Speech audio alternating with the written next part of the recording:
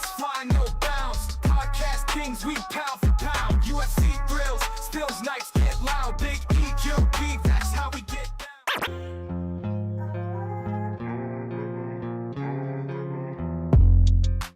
Yo, what's up, everybody? Welcome back to another episode of the GRP. Back at it again. Thanks, Infinity. Back at it again on a Thursday, right? Today's Thursday. I'm losing track of days already. Yeah, we're back, and it's about fucking time.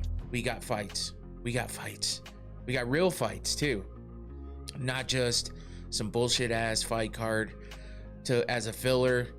We got real fights, and it's a numbered event, the first of many on Paramount Plus, the first numbered event, because it's not a pay-per-view, because we ain't got to pay for that shit. So I'm pretty happy about that. I don't know about you guys. Antoine in the chat early, he's actually live on his show right now. I said what's up before I jumped in here. So I'm sure he'll jump in when he's done, but yeah, thanks for being in the chat early. Infinity, thanks as usual for jumping in. Appreciate you. I'm trying to find my virtual stream deck here and turn it on, because I turned it off and I never turned it back on. Yeah, he does a basketball show, which is pretty cool. I watched a little bit of it, not too bad. I'm not huge. Oh damn, got the hiccups. I'm not huge into basketball, but yeah, they're repping the A over there, and his buddy has a dope ass Atlanta hat too. So yeah, hey, all is good. What's up? Thank you for coming back. Yeah, man, the virtual stream deck is cool. It's cool, man. It works well, especially when you don't want to have to look down at the buttons all the time. You can push, have that set up there. Then I don't have to page through, or scroll through pages. I can just, second physical. Damn. All right. After I saw that I could do a virtual, I was just like, I don't know that I need a second physical. I mean, if I ever ran into one, but how many minutes can you listen to a jail interview? I would probably go with no more than 10. It gets bad quick. I think 10 might be pushing it too. I don't know that I've seen some of them pop up on TikTok, and I don't know that I can get through them. Set one for camera angles, one for sounds and scenes. Man, you could do that with the virtual. It's easy. You have a stream deck already, so you can do virtual easy, and you can set it up just the way you set up this. So I mean, if you don't want to buy another one, you don't actually have to. But if Rose wins, should she get the next title shot? I believe so, but I'm a little bit biased on that front because I'm a big Rose fan. I've been a big Rose fan for a while. So I would say yes. I do think she deserves it, especially if she beats Natalia Silva, because that's a tough opponent, and I'm a little bit worried about that. But I would love Thug Rose to come back and get another title shot before she walks away from the sport, because we all know that's probably going to come soon, especially if she keeps losing and doesn't feel like she can make it. But, she can make it back to the title. So we'll definitely get into that, because she is fighting Natalia Silva on this fight card. UFC 324 is here, and we are ready to start talking about fights again, because we actually have one going on this weekend. Now, before I get too deep and before I forget, I will not be having a watch party this weekend, unfortunately. We have nothing bad, but we had some come up, so I'll still be watching the fights, but yeah, I'm not gonna do the watch party this weekend. Just some family stuff happening that we need to gather on. It's nothing bad, honestly, at all. It's just that I just want to make sure, that we're all good and everything's good. So yeah, everything's fine, Infinity. It's not bad at all. It's just, I'm not trying to put that out there just yet. I'll talk about it further down the road. It's nothing bad at all. It's just, it's like a bittersweet type thing. But yeah, big things for people. So it's good. It's good. Anyway, if you need to come down again. How's the weather been in Arizona? ATL has been asked. I've been hearing about the weather going around. It's a little bit chilly here and there, here in AZ, but nothing crazy. So yeah, Antoine back in the chat. Multitasking, I see. But yeah, so as far as the watch party, I'm just gonna skip it this time, and I'm just gonna watch the fights.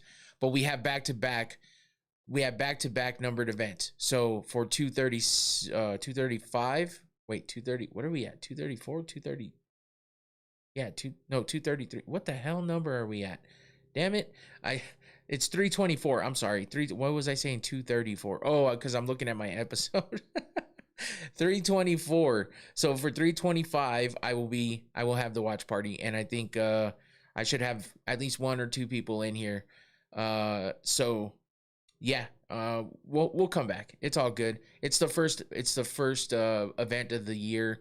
We have back-to-back ones, so no big deal. I'm all good with it. So we'll be all right. But anyway, I'm excited for UFC 324 happening on Saturday. Finally back at it with the events after 6 long weeks. We got the event dropped, the co-main event dropped out, and that sucks. The only actual undisputed title being fought on this card. But then we got the interim, and I think the way it's sounding, because the press conference was just on not that long ago, and it might have still been on it. I don't know. They probably ended it already, but it was a little tough to get through. A lot of translators, a lot of translation stuff. It was a little bit tough. So I had to kind of click away and come in here and get ready. But Arnold Allen was being funny as hell to Jean Silva. Justin Gaethje, Paddy Pimblett kind of going at it a little bit. But nothing too crazy. It seemed like, who would you rather have in your fight corner, Patrick Bet-David or Terrence Howard? It's going to be hard to beat Terrence Howard at this point, man. Yeah, oh, no shit, Sherlock. That's what I meant to do. I clicked the wrong one. What do you feel about the NFL playoffs? I'm not big on them right now. No teams that I wanted to be in are in. Fucking the Patriots are annoying. What up, Tyler? The Patriots are in, so that's annoying. I'm not a big fan of the Broncos. The Seahawks are okay. And who the fuck else is in it? The Rams. The Rams have won recently, so it's like none of it really excites me. The last team that was still in was the Bears that I was actually going for. Tyler, I kind of figured you being a... Oh, I forgot. Never mind. You're not a Patriots fan. Here we go. He started early. I thought Tom Brady was your favorite. Absolutely not. See, I just get going, man, and I start reading, and I'm not paying attention to the context or the background of any of it. I just get going and I start answering questions. But yeah, the Bears definitely need to learn how to kick. But my team's the Colts. They were out. They had a good beginning of the season with the best record in the NFL for a couple weeks there, but it doesn't count when you can't follow through and you fuck it all up. So, and then my wife and one of my daughter's teams are the Patriots. I just read it again. The Steelers, and obviously they fucked it up. So, and then my other daughter's team is the Atlanta Falcons, and they didn't have a chance. So it sucks. Yeah. I saw it, Tyler, after the fact. That's what made me jump right in and be like, damn, I messed that one up. But anyway, before we go too much further, let's go ahead and get this sponsor shout out real quick. Turn off my fan because that's going to help. And we'll get to Noctane smelling salts. We got a lot to talk about today, so we're just going to get this stuff out of the way right now. Don't forget to get yourself a bottle of Noctane. It's good shit. You can learn about it on their website. You can scan that QR code or catch the link in the description below. I do need some Noctane right now. I'm all over the place, and I need to lock in. So let's get this going. And yeah, you can find out a lot about the product on their website. It's a cool website to look at too. This is the most potent bottle, the red cap. They have a couple other potencies as well. You can get different scents in them, try to take away that harshness a little bit, but I like it with the harshness of it all. But this one is scented. I don't remember what scent it is. I have two of them. I get them mixed up. Here we go. Oh, shit. Oh, I pulled it away and then it hit harder. You got to close your eyes too. That thing hit my eye. Holy shit. Woo. That's what I needed right there. Got him. Exactly. Endorsement, man. Gotcha, bitch. What's happening with you, man? Noctane, I appreciate you for the sponsorship. I use this shit all the time, so it's good. And it's definitely a good product. Oh man, my eyes burning. It's like a good burn though. It wakes you the hell up, and it keeps you awake and alert. So I like it a lot. A lot of people use it for a whole bunch of different reasons, and yeah, go check it out. But thanks to Noctane for the sponsorship once again. And that's it for that. So before we go, get into all kinds of other stuff, I just want to go ahead and just express how happy I am that the UFC is finally back. We get to talk about actual fights, get to talk about what we talk about all the time, and do a show like it has been done in the past, the majority of the show. Because usually it's week in, week out fights, and we get to break down, preview, recap, all that good shit. And it hasn't been that way for a minute. So I finally get to focus on the actual fights, which is awesome. So here we go. Let's get started. And before we get into 324, I just wanted to touch on Zuffa Boxing, official, ready to go, doing their first event the night before UFC 324, which will be taking place tomorrow night at the Meta Apex, whatever it is called. It's Meta Apex, but they expanded the seating now, and they put out prices for tickets. I guess they can fit like 1,000 people in there or some shit like that now. So you can actually buy tickets to go to the Apex without having to pay like $2,000 or some shit that it was before, $2,500. I can't even remember, but it was insane. So they're kicking off the expansion of the Apex with Zuffa Boxing, which will be its home for a while. If you hadn't heard, we're all watching this. It's kind of, Kellen Walsh is legit. I will say that. And as far as boxing goes, if Dana White can do anything with it like he did with the UFC, it has potential, and it could get people back into boxing, but you never know. It's one of those things, you're just not sure how it's going to go, or but production wise, I guarantee it's going to go well, because the UFC has the best production out there, and there's no way they're going to skip on it for Zuffa Boxing, which they've talked about for years upon years upon years of starting and doing. If you remember back in the day, Dana White was wearing a red Zuffa Boxing shirt, or was it gray? I don't remember, but he had a Zuffa Boxing shirt on. It looked different than this logo and stuff because it was the actual Zuffa logo, but he was sporting that shit back in the day, and now it's come to fruition. Now Zuffa Boxing's a thing, and they even signed Jaya Apataya. I think that's how you say his name. I've heard it said a bunch of different ways because it's just one of those tough tongue twister type names. But yeah, so they signed him, and it was kind of weird because Dana kind of made it sound like this was going to be somewhat of a feeder league. Hey, what up, Christian Garcia? How you doing? Also thoughts on Jean Silva winning this fight. Others are saying Jean Silva is done, but I highly doubt it. No, he's definitely not done. But Infinity, I couldn't even read that correctly. I feel like it's a pretty good card. We're gonna hit that up here pretty quickly, but I don't think Jean Silva's done at all whatsoever, and I think he's got a lot ahead of him, and I think fighting somebody like Arnold Allen can really catapult him into a different level. So we'll definitely dig into that one. And I do think he has potential to be a champion as well. So it's just a matter of how much he lets himself get in his own way, and it seems like the Fighting Nerds team itself is, got a little stress, cracks, and fractures in there, but Yeah, I don't see how he couldn't be champion at some point in time if he continues on the path that he was on before losing. But I don't even think that the loss really messed with him too much. So, do you have a favorite pair of sneakers like Jordans? No, I've never. You know what's weird? I've never really owned any Jordans. I've never really been a big sneakerhead. It just hasn't been my thing. I think I got some like Air Max 90s or some shit, and another pair of Nikes that, yeah. But I've never really. I like Jordans a lot. I don't really have a particular. I don't know a whole ton about them. Except for the run-of-the-mill like Pandas and stuff. My he only wears big red boots. What the fuck?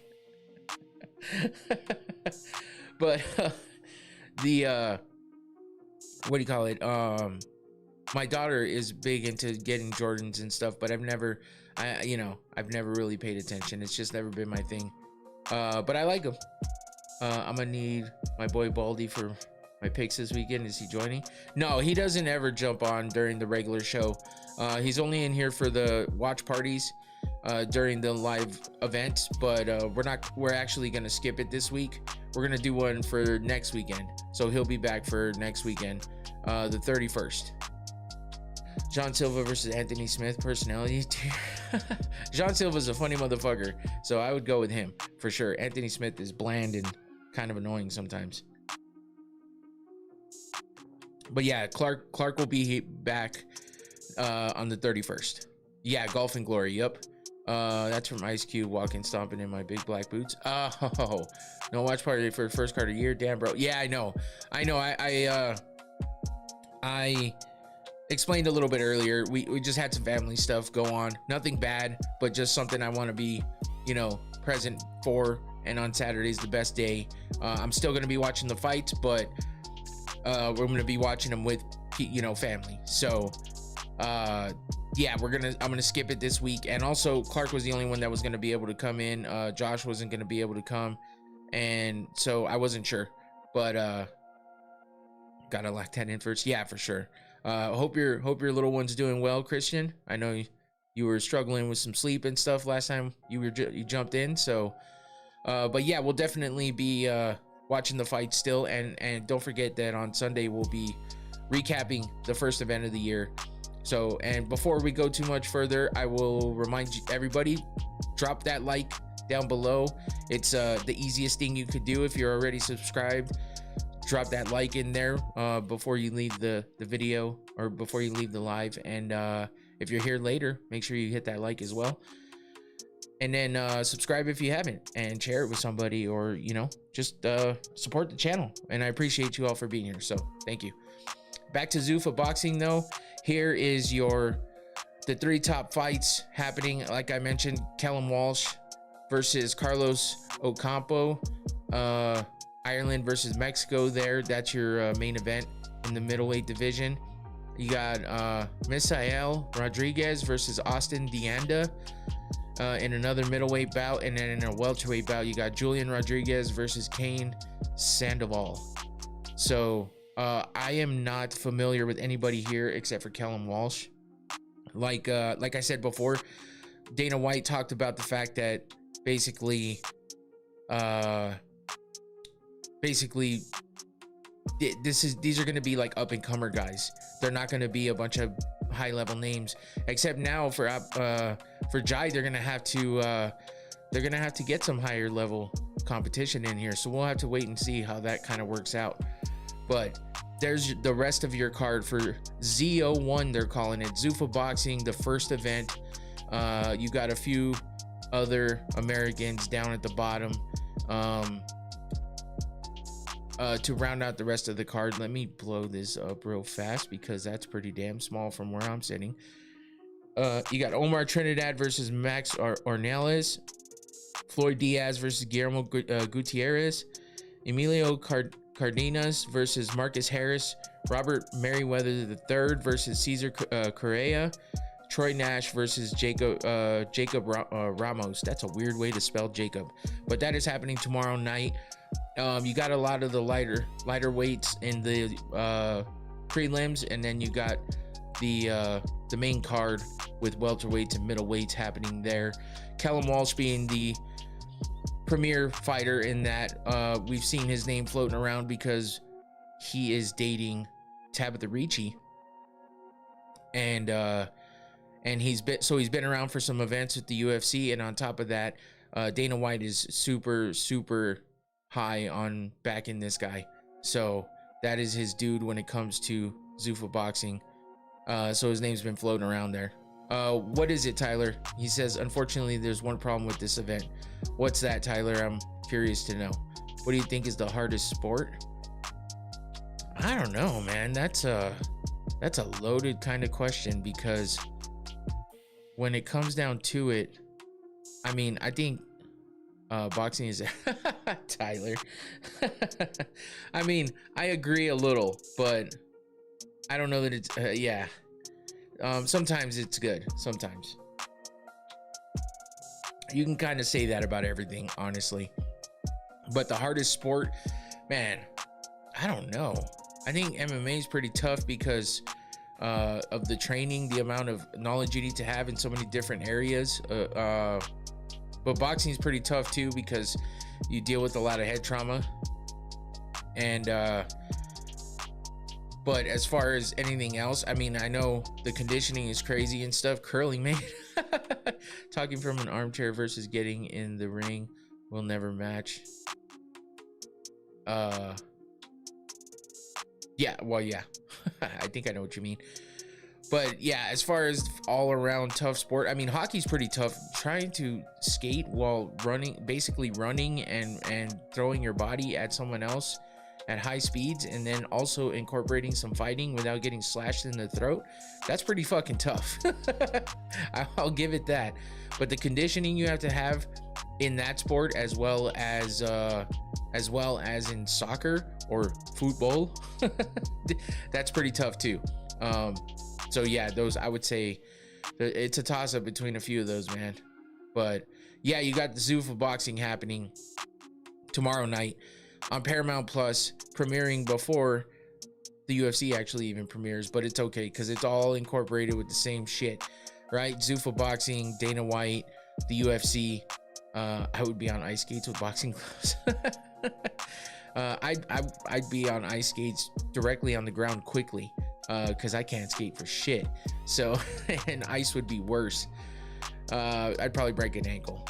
I'm still hurting from my mishap with the dogs on Sunday. So, yeah. So we got Zuffa Boxing. Check that out if you're interested. I am interested to see how the first event's gonna go. Whether I watch or not, I'm not sure if that'll work. But because I think one of the reasons why Josh will not be here or wasn't going to be able to be here is because his birthday is happening on Sunday, I believe. Thanks, Infinity. No, it's all good, man. It's funny at this point. I am getting better. I don't have to walk so gingerly anymore. I can actually walk like normal. It's just certain ways I move. And at night, it's worse at night. So trying to sleep is kind of shitty right now. But other than that, it's getting better. But yeah, Josh, happy early birthday to Josh, because he's having his birthday this weekend. Sneezing still hurts as well. But Josh's birthday is this weekend. No, Tyler, I'm good. But yeah, so happy early birthday to Josh, and we're gonna hang out with him on Friday. So tomorrow, we're gonna have some dinner and some drinks. So I'll be probably having Zuffa Boxing on my phone while we're doing that. So we'll see how much I pay attention. Anyway, let's get to what we're here. Oh no, I forgot. You know what? I missed something. You guys want to see what the belt looks like? That's what I missed. Let me turn this off. Let me hit you with that belt. That is what the Zuffa Boxing belt looks like. It's not even a great picture. I haven't seen an official picture, but this is apparently what was in the promotion, with Dana White walking with the belt kind of hanging, damn near dragging on the ground. Yeah, it's not the best, I don't think, but it is what it is. Do you think UFC fighters will ever make NBA, NFL money like the UFC in 2060? I don't know, man. If it just keeps going the way it's going, probably not. Not as ass as UFC BJJ belt. Yeah, I don't know. I think it's tough to compare to, like, you know, the UFC belts and stuff. The one championship belt's pretty dope. Mickey Mouse made. Yeah. anyway, I did want to show that. I just skipped it. So here's the rest of your cards. And besides that, let's get off this boxing shit and let's get into what we're here for. And that is UFC 324. Justin Gaethje versus Paddy Pimblett. That belt is ugly. I kind of figured that's what you guys would think. But I mean, the picture doesn't do it much justice either. So, damn, Tua.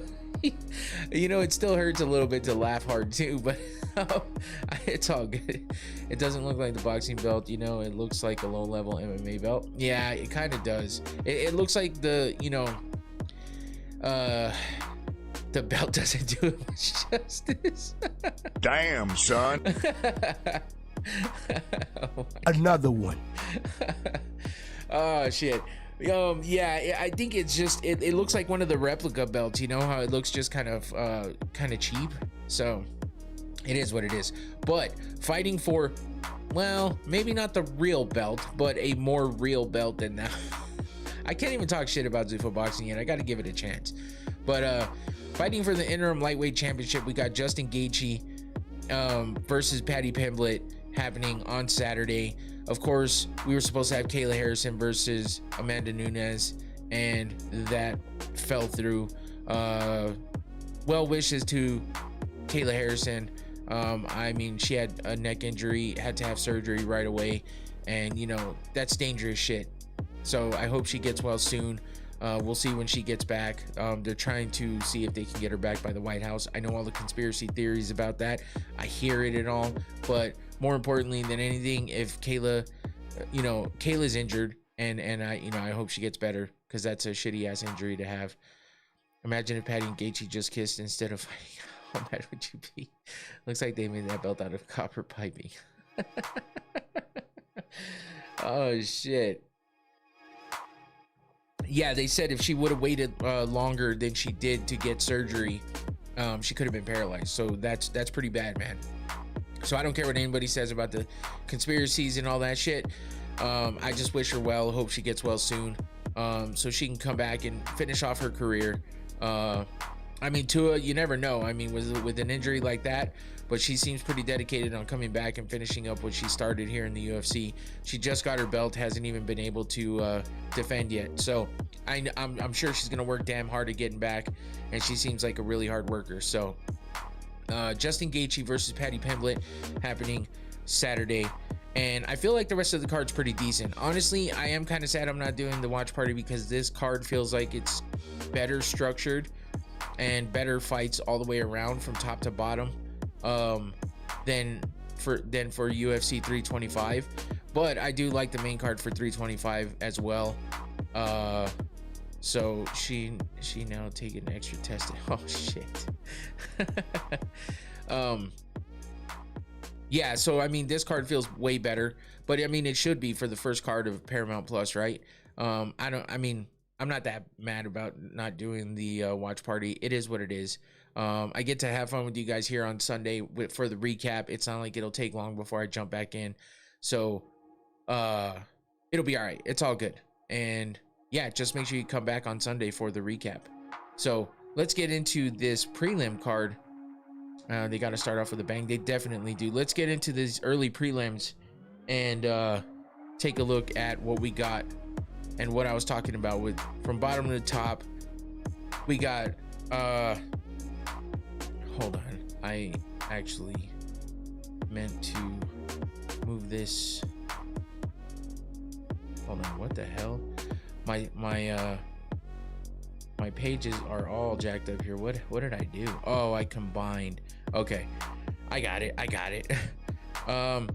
Tyler has a point. She's probably out of the testing pool. No, you can't get out of the testing pool for being injured. You have to be considered retired. So she's not out of the testing pool. I know that for a fact. Getting these steroids. Culture people turn off the TV when the main card starts. All right. But yeah, we got Adam Fugit versus Ty Miller for the first fight of the prelims on Paramount Plus. First fight of Paramount Plus in general. So fighting in the welterweight division, we got Adam Fugit versus Ty Miller. I believe Ty Miller is making his UFC debut Yes, he is. He's 6-0 going up against Adam Fugit, who's 10-5 overall, 2-3 in the UFC. So that's kind of a decent matchup for Ty Miller, considering Fugit has a she's not, no, okay. Never mind. Adam Fugit is the underdog as well, and he's got a 2-3 record. So he is a pretty big dude at welterweight though. But I mean, his fights are pretty fucking ugly, honestly, most of the time. He's more of a chaotic fighter. He does well in the clinch, but it's just one of those, it's just never a clean fight with him. And he's just wild, man. He's wild. So Ty Miller, though, seems to be somewhat of a cleaner striker, a little more composed. But yeah, I mean, he seems like he's got the right head on his shoulders to be able to deal with the chaos that Adam Fugit can bring. He's undefeated, 6-0, but has he fought the level of competition in the UFC? That's where we're gonna have to wait and see. So this should be a decent fight to get the night started off right. And then we move on to more chaos with Ricky Turcios versus Cameron Smotherman. Cameron Smotherman out of the UFC air? Huh? Miller got the complexion of under the table bubblegum. Well, I mean, to be fair, that's not his official picture. They always put in some rando picture and it never looks as good as the rest of them. So I would say that picture doesn't do it justice, you know what I'm saying? But yeah, we have Ricky Turcios, 12-5 overall, 2-3 in the UFC, another 2-3 record. Cameron Smotherman, 12-6 overall, 1-2 in the UFC. So we're getting a lot of losing record fighters at the bottom of these prelims, but they definitely have the potential to be decent fights considering the chaotic nature of some of these fighters, including Ricky Turcios. He's one of those guys that came out of the Ultimate Fighter, looked wild in the Ultimate Fighter as well, and won in that fashion. Was able to win the Ultimate Fighter. I don't even remember what season that was, but he's definitely super active. He's a hyper type dude, unorthodox with all of his striking. He throws crazy wild punches. He has that long hair that just kind of goes all over the place, so it makes everything look more, I guess, more theatrical or something. But he scrambles a lot, and he's all over the place, but he does well when he gets a rhythm going with that chaos, if that makes sense. And he always has a chance, because unless you shut him down completely, and that's everybody really. Cameron Smotherman, somewhat of a sharp guy, pretty disciplined with his striking, kind of cleaner type fighting style, fewer like erratic movements, I guess. But his record doesn't show that. I mean, he's 1-2 in the UFC, and he's looking to try to get that record to at least 500 at this point. He is coming off of a 2-fight losing streak with losses over Sadeh and Ricky Simone. He's looking to definitely get in that win column. Nothing but decisions in the UFC so far, so that's a tough one, especially with a record like that. Ricky Turcios is also coming off a loss, I believe. Actually 2 losses in a row as well. So these guys might be fighting to stay in the UFC. Turcios lost to Raul Rojas Jr. by sub, and then his last fight was against Bernardo Sopage, and lost by unanimous decision back in January. January of last year. So it's been a year. So yeah, I mean, Turcios has that chance because, like I said, he's a wild dude, and he could definitely catch Smotherman here and there with some of those crazy strikes. But Smotherman seems a little more controlled and might be able to hone all that chaos in. Smotherman winning. Smotherman got better losses. Yeah. Did you know that without Makhachev, Paddy Pimblett has the longest win streak in the lightweight division? I thought I saw something about that. Without Makhachev. Oh yeah, without Makhachev. I was like, wait a minute. But yeah, that makes sense. So yeah, next up we got that crazy dude from fucking Dana White's Contender Series, Josh Hokett, versus Denzel Freeman, and this could be a pretty good matchup. Josh Hogan has been finishing people since we saw him in Dana White's Contender Series, and it's been quick finishes for him. He's 7-0 overall, undefeated completely in his career. He is 1-0 in the UFC and won his fight in the Contender Series quickly, if I remember correctly. Yes, it was 1 minute and 6 seconds. Oh no, that was in the second round in the Contender. Oh, okay. He won his first fight in UFC 56 seconds into the first round. So that's what I was thinking of. A legitimate unranked heavyweight fight finally. yeah.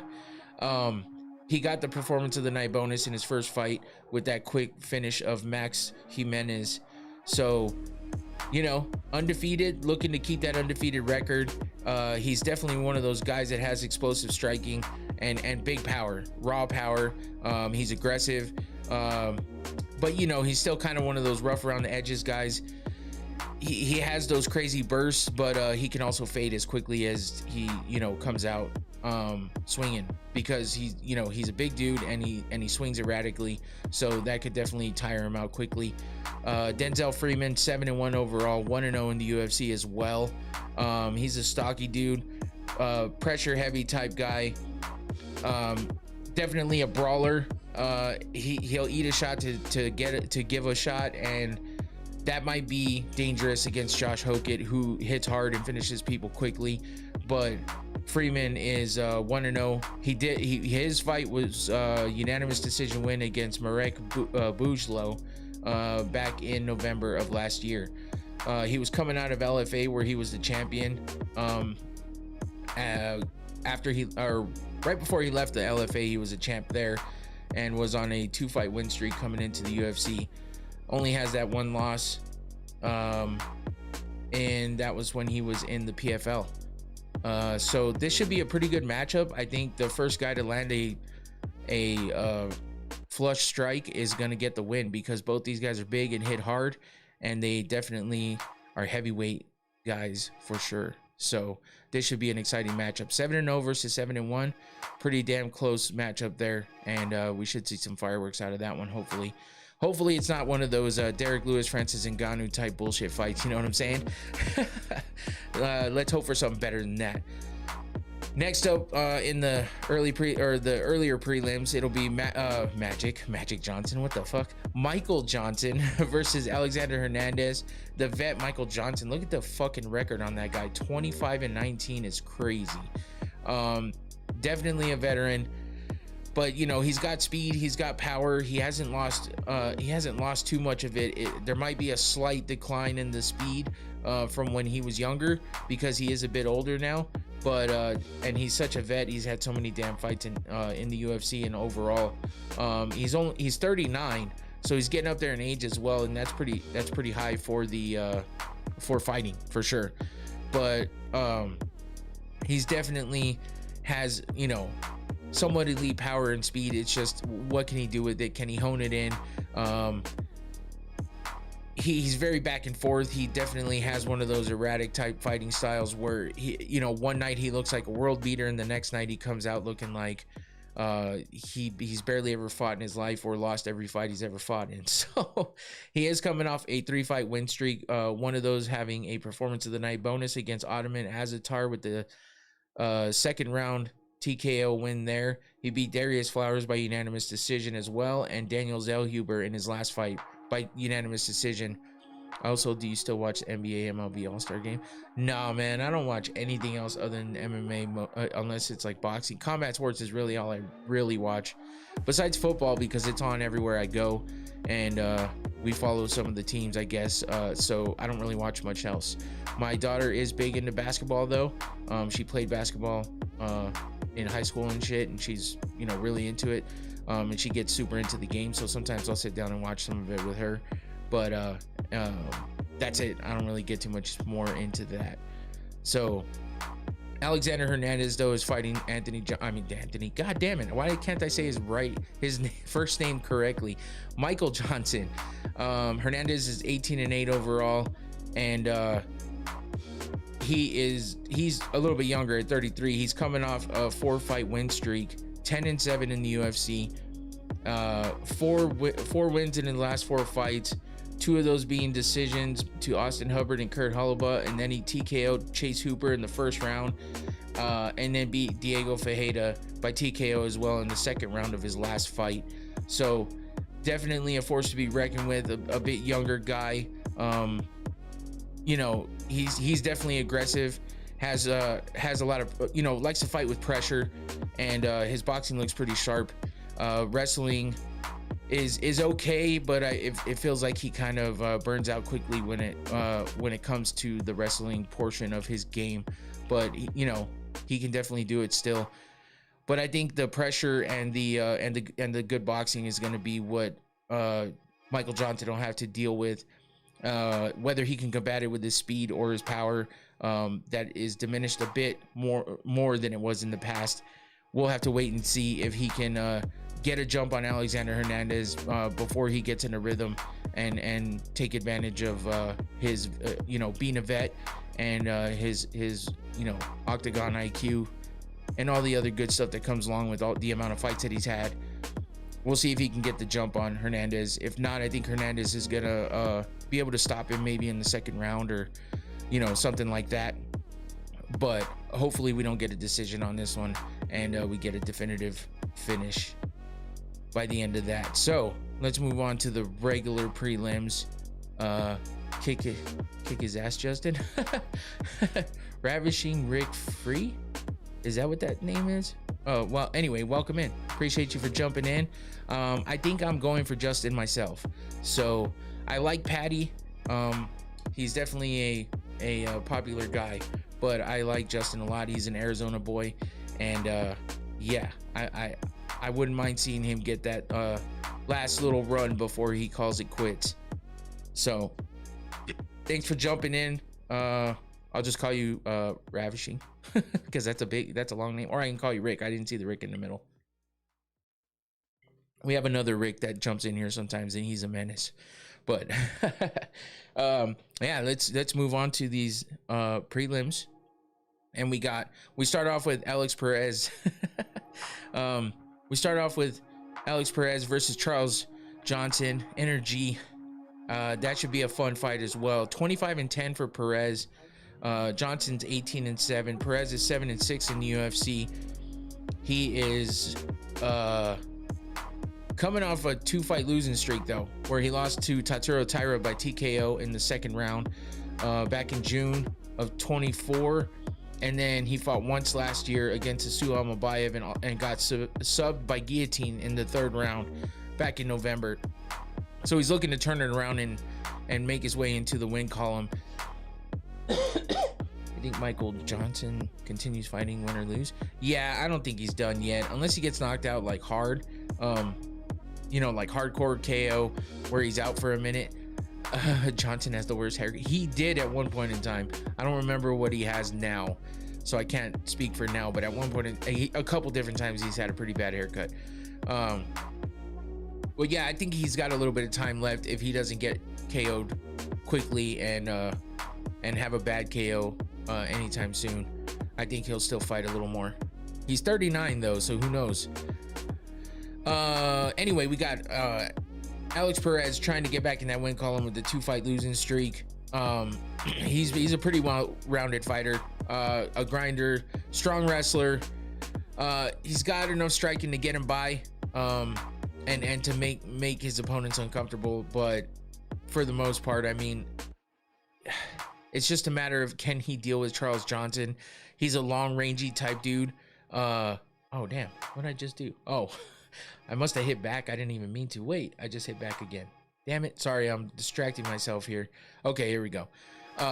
Charles Johnson has to win this fight. He could rematch Van.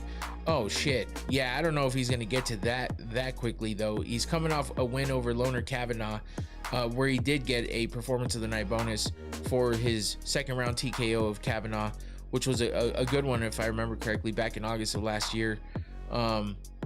He has a win over Joshua Van, who that was his last performance of the night bonus, and that was only in 24, and now Joshua Van is the champ, which is insane. So yeah, that would be crazy. Maybe he could get back up there. He does have that loss to Ramazan Tamirov before he beat Loner Kavanaugh. So if he gets a big win here, who knows? But it looks like Alexandre Pantoja is on his way to healing up pretty quickly. So I kind of feel like he's going to be back sooner than we all thought. So I don't know that they're going to give Joshua Van anybody before he, Pantoja comes back, because I think Pantoja is going to want to just jump back in there and get going. So, but yeah, as far as Charles Johnson goes, coming off a win, he's got confidence when he gets in there. He's kind of a flashy dude. Sometimes starts, showboating a little bit in there. But, regardless of that, he always winds up finding a good rhythm and a good pace. He drains people a lot with his style. And with that long rangey type style that he has, he might give Alex Perez some trouble unless Perez can get in on him and use some of that good wrestling. So this could definitely be an interesting matchup, and we'll have to wait and see. I like Charles Johnson. He's a good dude, and he's an entertaining fighter. So he could find his way up fighting for that title sometime in the near future if Joshua Van if he gets a big win here, and if Joshua Van gets past Pantoja or anybody else they throw in front of him, Johnson could make his way there. But yeah, Tyler, that's what I said. He beat him already, and it's crazy because that was in 2024, and now Joshua Van's the champ. It's insane. So just as easily as that happened for Joshua Van, Johnson could come back. Even though he lost recently, he could come back quickly and make his way up to a title fight against whoever the champ is at the moment. So, and if it's Van, he's got that confidence of already having beaten him, and he got a performance of the night bonus for it. So shit, that could work in his favor if he gets up there quickly. So this is a good fight for him.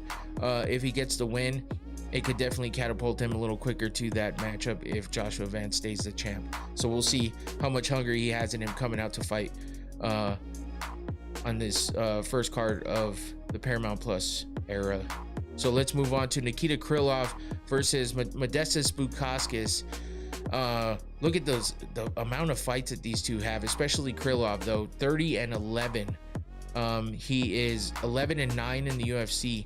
Bukauskas is 19-6 overall, 7-4 in the UFC. Krylov he's one of those guys. He's a bit wild, but he's aggressive, and he's got skills kind of everywhere. But I mean, he just puts himself in danger a lot, and we've seen him get finished a decent amount of times, including in his last two fights, which were against Dominic Reyes and Bogdan Guskov, two pretty tough opponents. But he lost both of those fights by TKO, and both in the first round. So like I said, he puts himself in danger, and he does it quickly.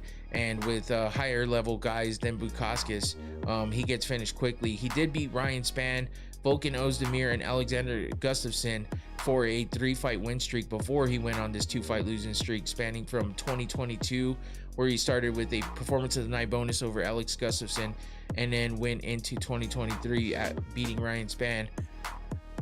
Didn't fight in 24, but then fought twice in 25, with both of those being losses. So he's definitely looking to turn it around and get back to winning. But Modestas Bukauskas is his opponent that he will be facing, and Bukauskas will definitely be looking to keep him out of that win column. Bukauskas, I mean, he's technical, he's patient, but and he's got good range.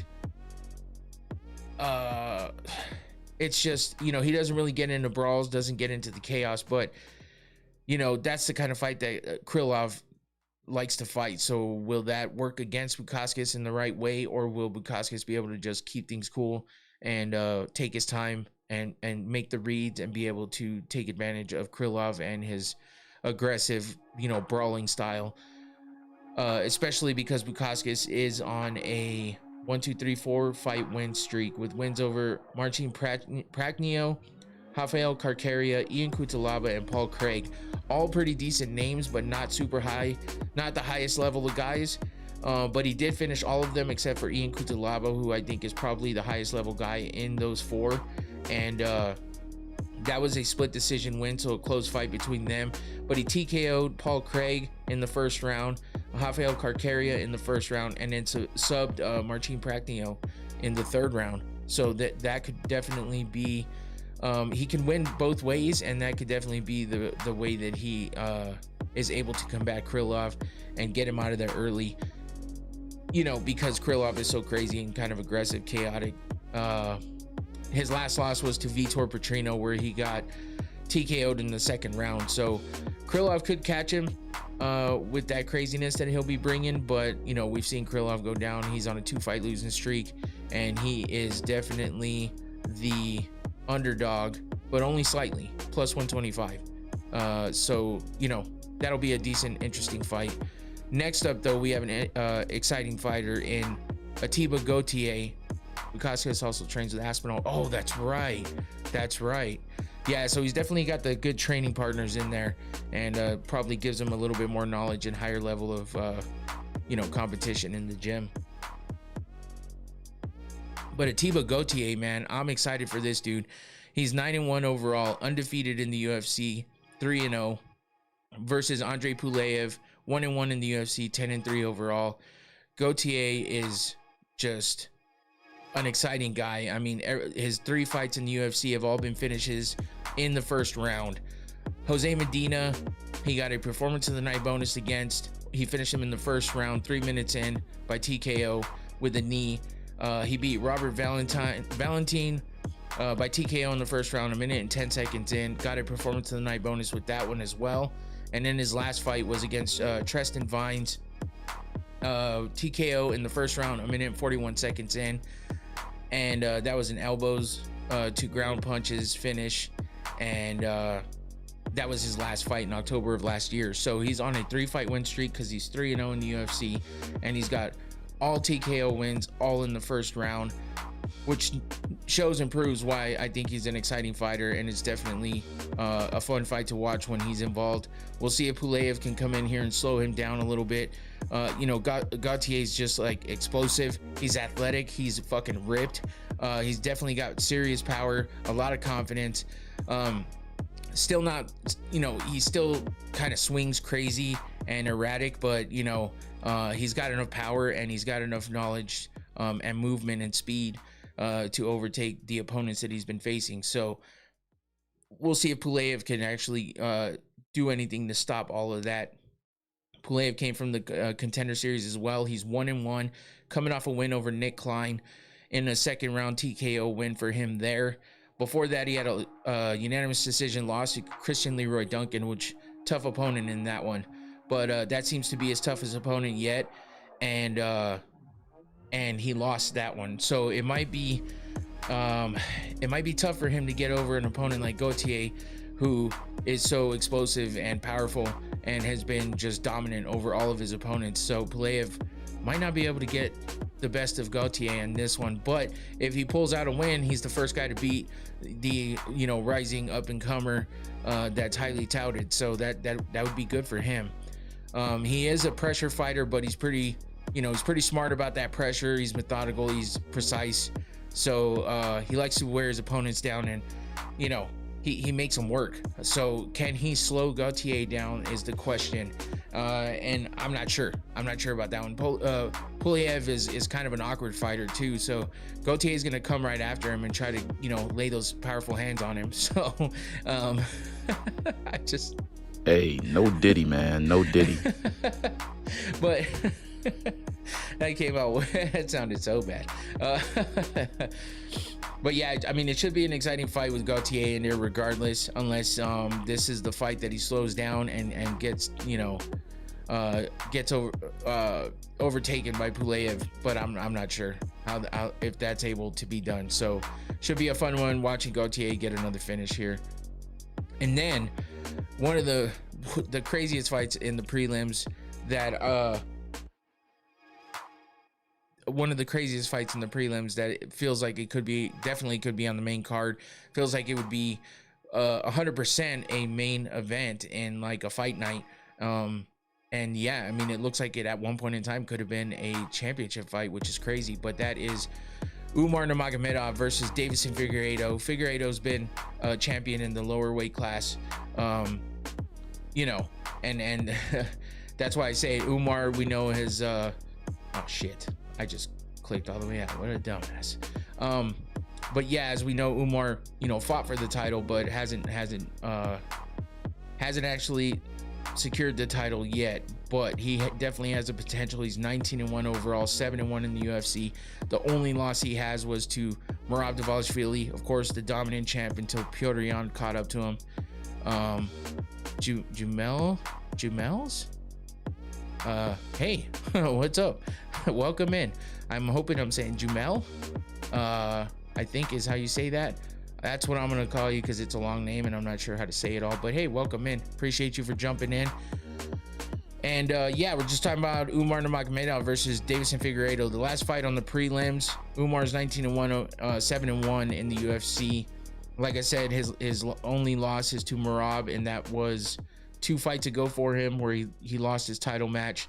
But then he came back and beat Mario Bautista by unanimous decision back in October. So, obviously before Merab, he was undefeated and had a few performance of the night bonuses.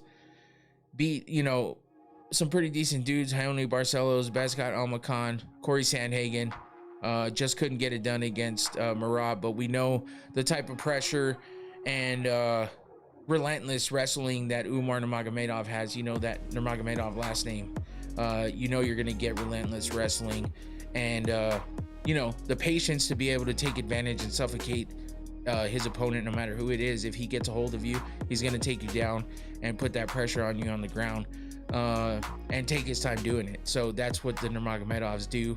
He can definitely do that. Deiveson Figueiredo is 25-5 overall, 14-5 in the UFC. Former champion, as I said, in the flyweight division, now fighting up in the bantamweight division. Do you think OTA could be a future champion? I want to say yes, but I feel like 3-0 is a bit tough to call that already. Let's see him win this next fight of his, and then maybe one more of a little bit higher level opponent, and then I would start talking about saying yes. So if he can do that, I think he could definitely be a future champion, but I want to see him tested a little more and just slowly progress him up and up with the level of competition. So I do think he has potential to do it, but I don't want to rush in and say he'll definitely be a champ one day, because those are the types of things that get people in trouble quickly.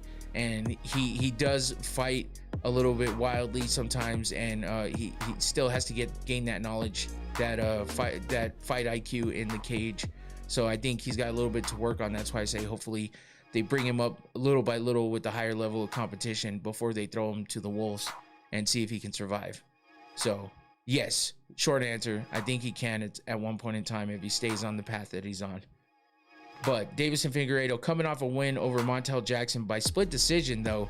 That was back in October as well. Before that, he lost to Corey Sandhagen and Petr Yan. The Corey Sandhagen fight was that crazy knee injury shit that he had going on. So for him to jump, and that was in May of 25, and he jumped back in by October of 25 and got the win over Montel Jackson, even though it was a split decision, a close fight. But we know Deiveson, he was a former flyweight champion. He's explosive. He had crazy power down there.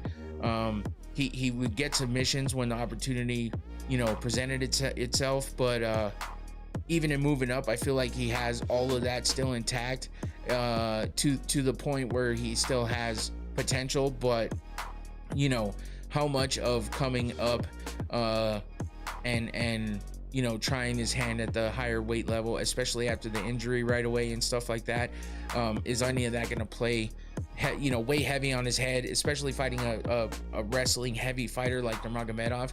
That's going to be a little tough.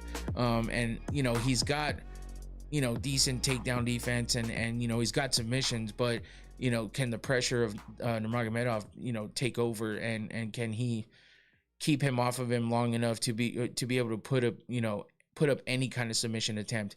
That's the question. So or can he catch him on the feet before he even gets him down? If Figueiredo can get the jump on him, that might be the best plan of action. So we'll have to wait and see, but that's definitely a great way to move us into the main card. And yeah, it's an exciting fight, I think. I mean, it could definitely be a little bit slow and boring if Nurmagomedov just kind of dominates him on the ground and lays on him. and controls him, but I think Figueiredo has enough scrambles to be able to get out here and there and hopefully make it a bit more interesting than that of a fight. So but it's a damn good way to get into the main card. So let's move on to that main card, and we'll get started with a pretty interesting fight to start off the main card, and that is Arnold Allen versus Jean Silva in the featherweight division. And we know that, you know, John Silva has, you know, recently lost against Diego Lopez, and everyone's, you know, fraud check this, fraud check that. It doesn't help that, you know, the fighting nerds seem to be breaking off a little bit with Mauricio Rufy changing teams and getting out of there. But you know, sometimes you just got to change shit up, and if you're, you know, the team was dominant, and it seemed like as soon as everybody started paying attention to that, it kind of went downhill a little bit with everybody start losing. But you know, everyone seems to have bounced back so far, and we'll have to wait and see if Jean Silva can bounce back as well against a pretty high level tough opponent like Arnold Allen. It's definitely one of those tough fights that is going to test Silva. He's, you know, Arnold Allen is definitely not a Diego Lopez, but yeah, it's definitely still a tough fight. Arnold Allen just isn't active enough, and that's what bothers me. But when he gets in there and he dominates. So that's what he has going for him on that for sure. Jean Silva has, in his last 4 fights, has bonuses in all of his 4 fights except and they're all performance of the night bonuses except for that. Oh no, it's 2 fight of the night bonuses with Drew Dober and Diego Lopez. So even though he lost in his last fight, he's still got a fight of the night bonus because it was a crazy kind of hectic fight. So but then he got a fight of the night bonus with the doctor stoppage over Drew Dober as well. So you know, this could definitely be an exciting fight considering he is a part of it, and whether he wins or loses, there's been a bonus handed out in his last 4 fights, which is insane. So that could be good news for Allen, or bad news, because it might mean it's a long night for Allen, win or lose, and that might be tough for him. But we got 20-3 for Arnold Allen, in overall 11-2 in the UFC. He hasn't been stopped on the feet or on the ground. He's 9-3 by decision and coming off a win. Jean Silva, like I said, coming off that loss to Diego Lopez, he's 18 is that 18 or 16-3? As I'm just having trouble. It's 16-3 overall, 5-1 in the UFC, 12-1 by KO TKO, and he's only got that one there because Diego finished him by TKO.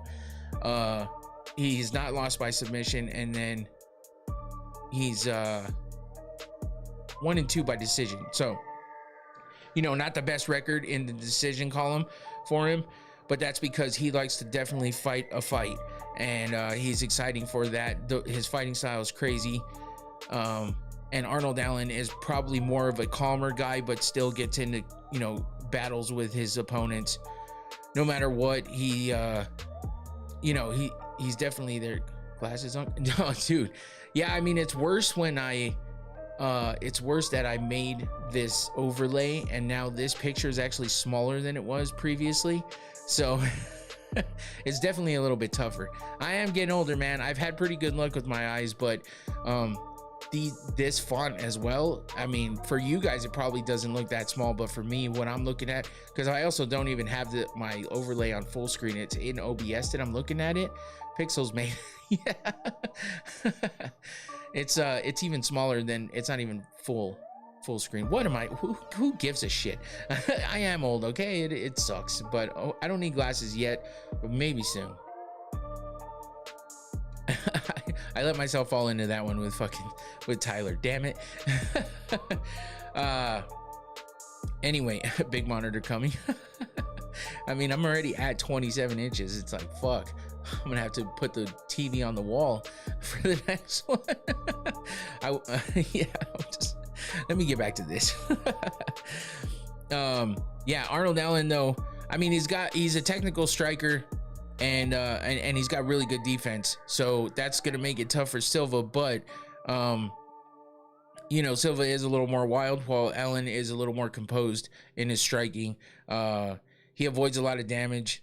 He slips shots really well, and he doesn't eat really big shots a lot of the time. So against someone like Silva, that's a big deal because Silva thrives on throwing big shots and landing them and hurting his opponent. So, you know, Allen has good wrestling. He's got really good kicks as well, but his wrestling and grappling is pretty damn good. Respectable takedown accuracy as well as the good defense. So, you know, I mean, for the most part, he's pretty well rounded, but like I said, he doesn't fight very often. And so it's tough to just really like sway in his direction when we've seen John Silva get into wars and just get into crazy shit. He's fought high level opponents before and still never been stopped. So he's got a lot of good experience in there, and that might count against somebody like John Silva, who, you know, doesn't have nearly as much experience for him in the octagon, but, you know, 5-1 still. Thoughts on Silva's mic skills? Which Silva? Oh, Jean Silva? I'm sorry, I was thinking of Natalia Silva's next. Dude, it's tough. I think if he spoke English, it might be better, but I mean, he definitely has some funny shit to say. Yeah, I'd say he's pretty good on the mic, except it's tough because he needs a translator. So, but to finish with Allen here, I mean, he doesn't have the biggest power, you know, but like I said, his kicks are pretty damn good. And, you know, he doesn't usually win fights quickly or violently for the most part, but he, you know, he dominates, and he's, you know, he still has exciting fights. You know, he's got potential to knock people out, but it's not someone like to the extent of Silva. So that's what makes it kind of a wonder what's going to happen here, and which John Silva is going to get into the cage, considering his first loss having just happened, his first loss in the UFC. So was he riding too high on that win streak? You know, that's kind of the question. So, but yeah, I mean, again, he's so damn explosive. He has that power to be able to stop his opponent. You know, he's got good kicks as well. There you can see Allen's kicks as well as Silva's, and Silva didn't even finish the fight with that kick. He actually wound up submitting Bryce Mitchell, so beating Bryce at his own game. So he definitely has good skills on the ground, and he's got crazy power and striking on the feet. So you would think that he hadn't lost yet, and he's probably still undefeated, but you know, he did get that loss to Diego Lopez. It was a tough fight, and it was definitely worth watching.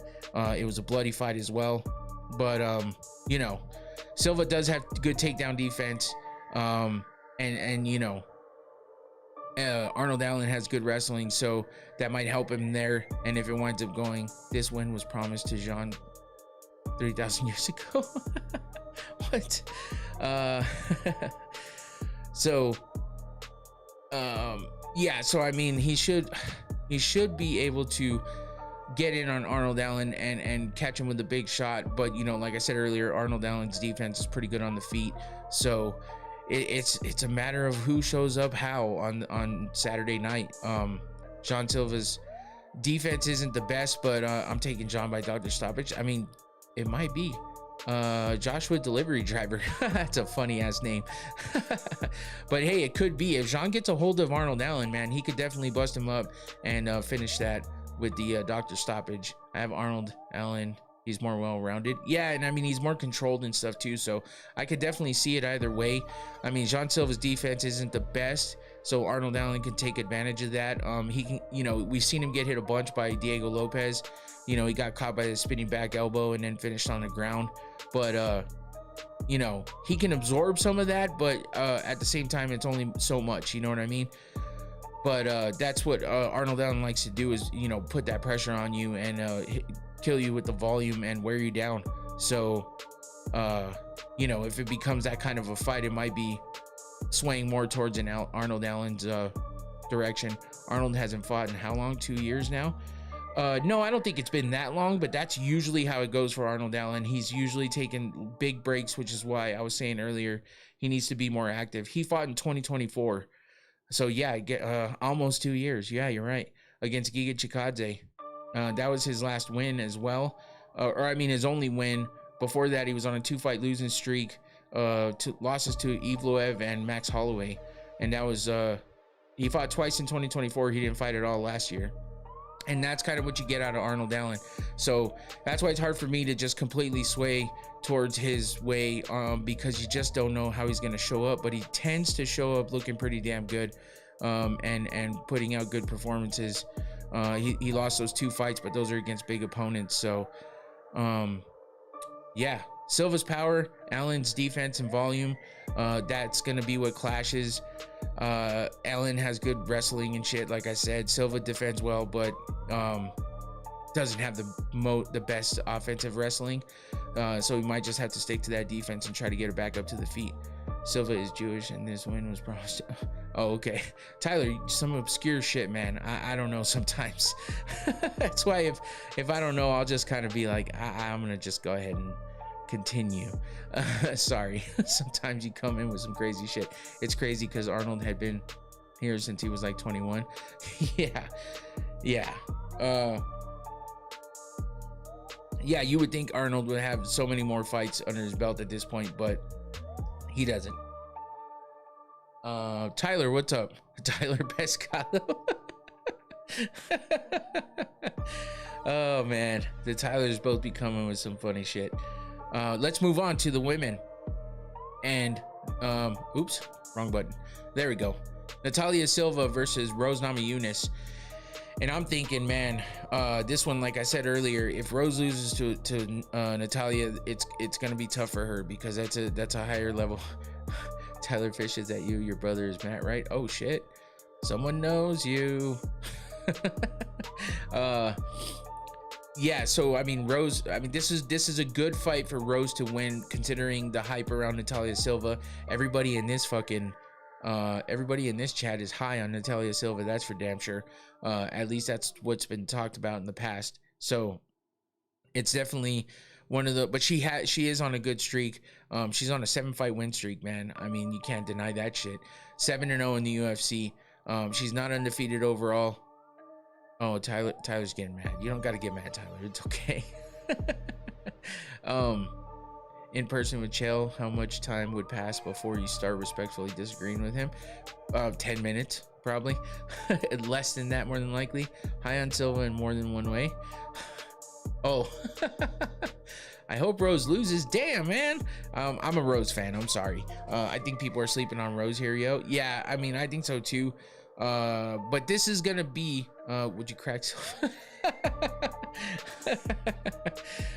I mean, I don't know anybody that wouldn't at this point. I mean, she doesn't look that flattering in this picture, but I've seen her look pretty damn good. Female fighters that look pretty good is a good follow on Instagram most of the time. But yeah, Thug Rose, oh man, Thug Rose, before she cut her hair, holy shit. And now she's just real, that natural girl. It's a little bit different, but she's still beautiful. She's got great eyes. It's just that I can't deal with the bald head. It's tough. So it would get cracked. Yeah, but this is gonna be a tough fight for Namajunas. I feel like this is gonna be that telling fight, that whether she should maybe call it quits or not. If she can't beat somebody like Natalia Silva, she's not going to be able to beat any higher level competition either. And we've seen her struggle a bit here and there. I don't give up on Thug Rose very easily though, so I got faith in her. But like I said, Silva is 7-0 in the UFC, 19-5 overall. She is younger than Rose too by about 5 years. Not too much though. Pollyanna's a bad one too, for sure, in a good way. But Silva is 5-1 by KO TKO, 7-2 by sub, 6-2 by decision on that 7-fight win streak. Rose is coming off a win. She's 14-7 overall, 12-6 in the UFC. 2-1 by KO TKO, 5-1 by submission, and 7-5 by decision. Former champion in the flyweight division, now fighting in the strawweight division, now fighting in the flyweight division. So, looking to try to get that second title. Yeah, Dana said, Joshua said, Dana said winner gets title shot for sure. And it's deserved because Rose was that former champion. She is coming off a win. She gets this win. It's 2 in a row. She, you know, being the kind of legend that she is already in the UFC, it makes sense. And Natalia Silva with that win streak, 7-0, looking as good as she has in multiple different ways, she definitely deserves a title shot as well. But I mean, for sure, her fight skills are there. 7-0 in the UFC is damn good. So you can't deny her that. So I can see why he would say that, and I find it to be 100% true. As far as, you know, or 100% deserved, I should say. So, you know, Natalia Silva, she's a high volume and pressure striker. You know, she lands a lot of strikes per minute, and Namajunas, I mean, she lands more than Namajunas does for the most part, but Namajunas is tough, and we've seen her drop people with a kick like she did Weili Zhang. So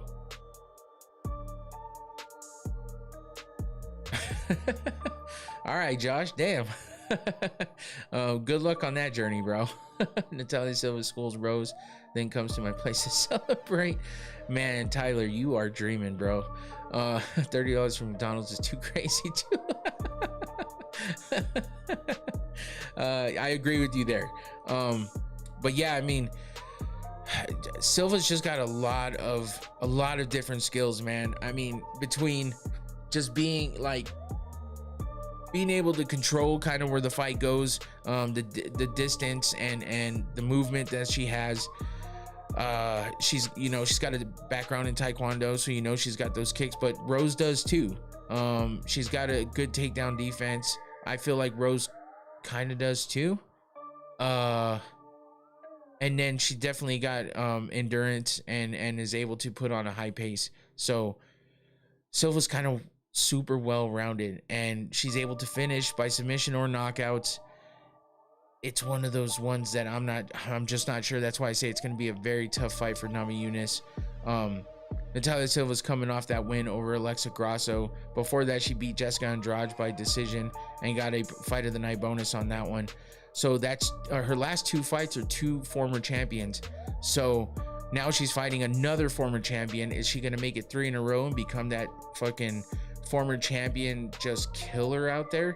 That's a crazy title to have. So I feel like, what the hell's okay, that was a weird sound. I think when Rose is motivated, she's still a great fighter. 100%, I agree. Rose scramble on point. Autocorrect making me send cryptic messages by accident. I was wondering what the hell you were trying to say. You think having wins over Weili and Joanna twice makes Rose the greatest strawweight of all time? As of right now, I would say yes. But because she's not in that division anymore, she could be overtaken, especially by Weili. Even though Weili's the only one that's beaten her in that division, because I know Shevchenko beat her, but it was in the higher weight class.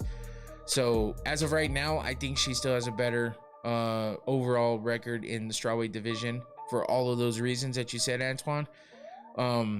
I think that does constitute her being the greatest strawweight, but Weili can overtake that if she continues on that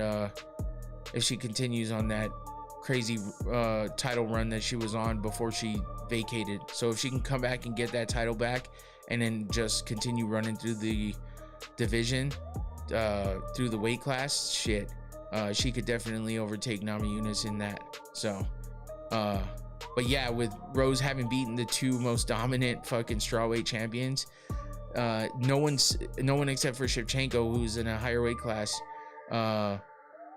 is the only one to have beaten Weili besides Rose. I just think it's hard for Weili because she's never beat her. Yeah, but I don't know that Rose is ever going to come back down in weight. I think she's looking at possibly ending her career in the near future. So I think this is considered her last title run. Whether she's said it or not, I think that's kind of what it is, unfortunately. Because she's always been kind of half a foot out the game ever since that whole shit with Conor McGregor on the bus happened, and she kind of got a little freaked out by that. but she just lives a different kind of lifestyle too. So I don't know if you ever watch any of the embeddeds or stuff like that and see a little bit of her background, but yeah, I don't know that she's gonna be fighting for too much longer. So if she loses this one, it's gonna be tough. But yeah, I mean, Rose just has a lot of Rose is gonna go act in the next Stranger Things movie. I mean, that's a good point there, Tyler. I will say. It's a good call. But Namajunas, I mean, I just hope she doesn't come out and fight like she did against Carla Esparza, that really boring fucking shitty fight. She hasn't fought like that since, but the fact that she was able to fight that way and to lose her title that way as well was just like, what happened there? Where was the mental block on that fight? I don't get it. So I'm hoping she comes out hungry like the Thug Rose of old. What do you mean I loved that fight? You would. You would say that. But yeah, she did beat Miranda Maverick in her last fight, and Miranda Maverick is tough.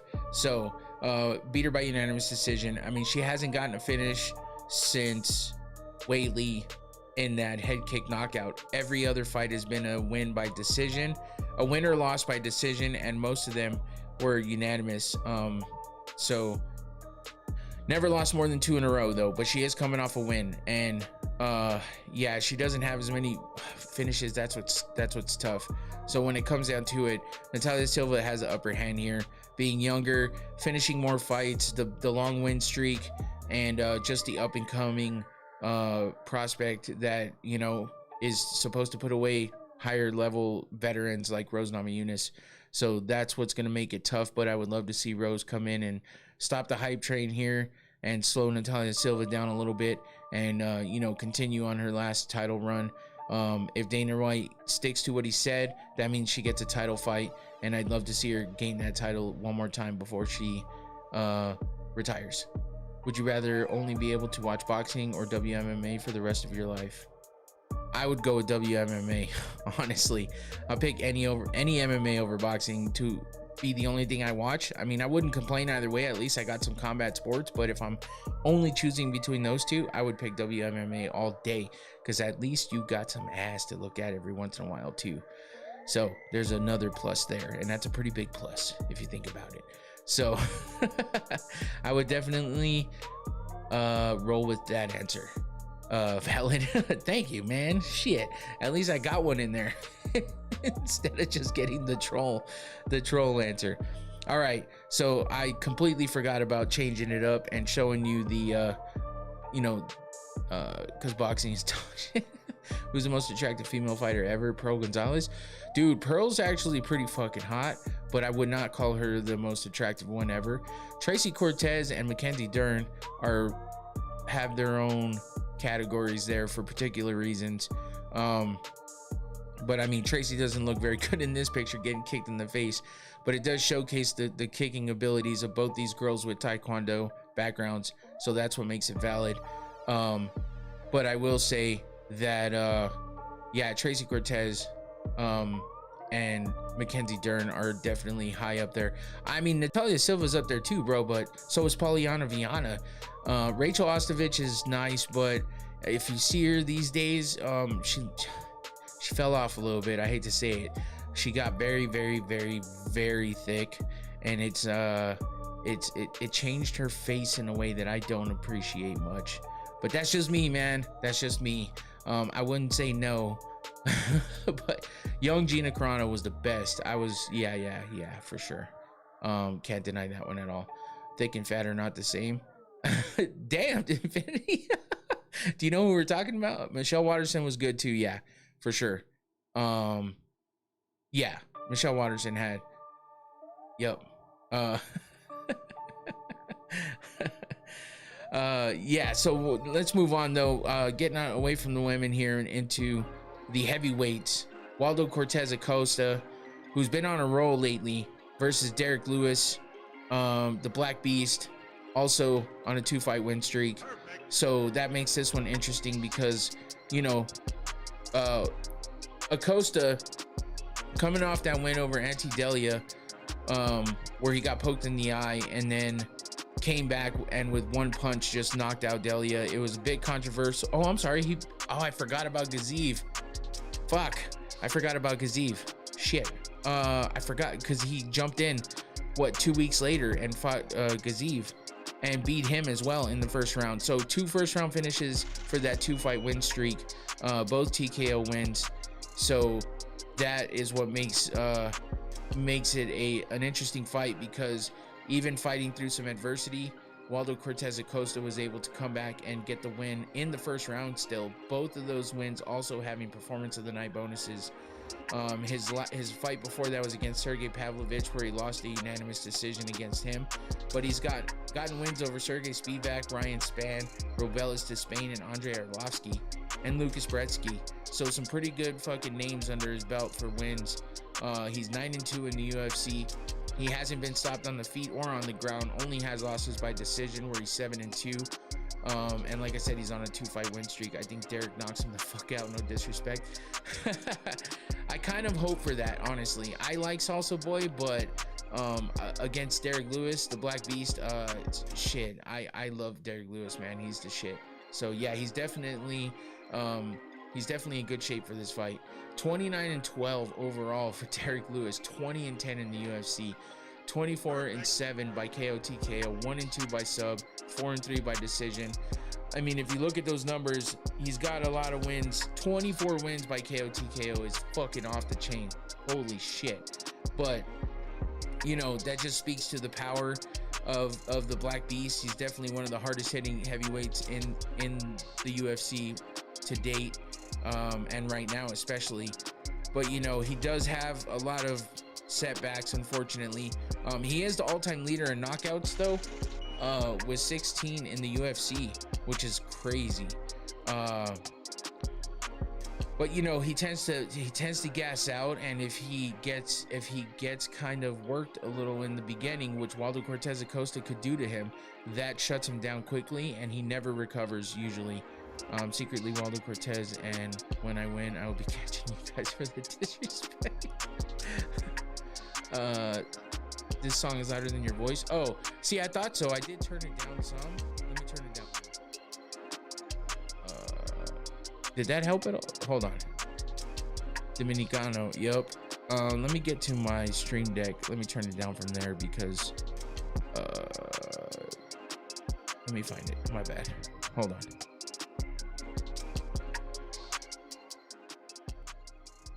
Whoa, that might have gone too far. I don't think I did turn down my voice, honestly. Maybe I did. Did I? Okay. Well, anyway, I think I turned down the volume now, so okay, cool. I think we're good.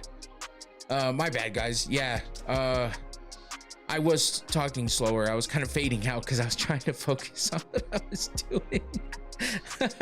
All right, Infinity, appreciate you. Yeah, sometimes, man, some of these songs are a little bit different. I haven't used this song in a long time either. I just happened to dive into another page of songs I didn't even realize I had, and yeah, so I think this is one of those ones, just needs a little more attention. I didn't realize it, so my bad. But yeah, Waldo Cortez Acosta, I mean, he's definitely got the skills in different categories, and he can do a lot in, you know, on the ground and on the feet. Yeah. I don't know if this one is Suno, but he's got good striking and defense, and a good fight IQ. So that's what makes him very dangerous. He puts out a high output and has a lot of activity. He keeps guys busy, and he, throws a lot more strikes than most of what Lewis can do as far as, pace wise. So and Acosta can kind of keep that pace throughout the fight, where, like I said, if Lewis starts getting dominated a bit in the beginning, he gets frustrated and he fizzles out quickly, and he, his cardio isn't the best, but like Antoine said earlier, he does seem to be in really good shape for this fight. So we'll see if that's a good thing for Derek. But Acosta has good takedown defense and grappling, but that's not going to matter in this fight because Lewis is definitely not going to be taking him down. But that cardio and pressure of Acosta is going to be something that's going to weigh heavy on Lewis, on top of the power coming at him and the speed. It sucks Waldo didn't pursue the MLB. Yeah, but you know, those shoulder injuries, man. I think shoulder or elbow with him. He needs an early win to not gas out. Yeah. I thought Derek called out his wife. This motherfucker.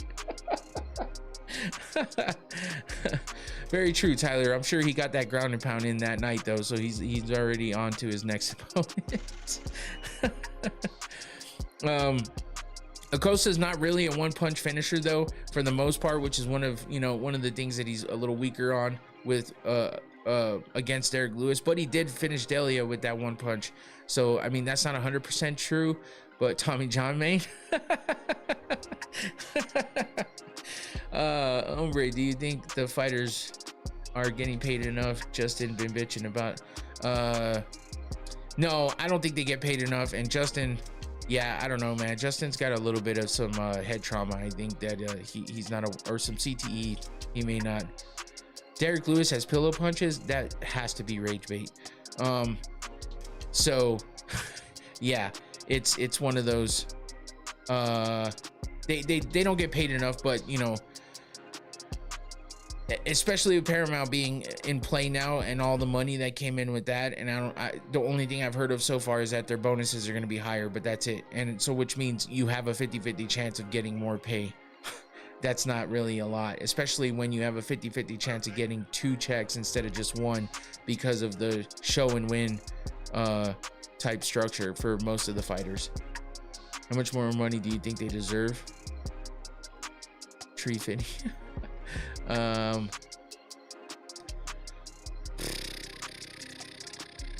don't know. It's tough because you know, different fighters get paid differently. Should compare to other sports with less chance of injury.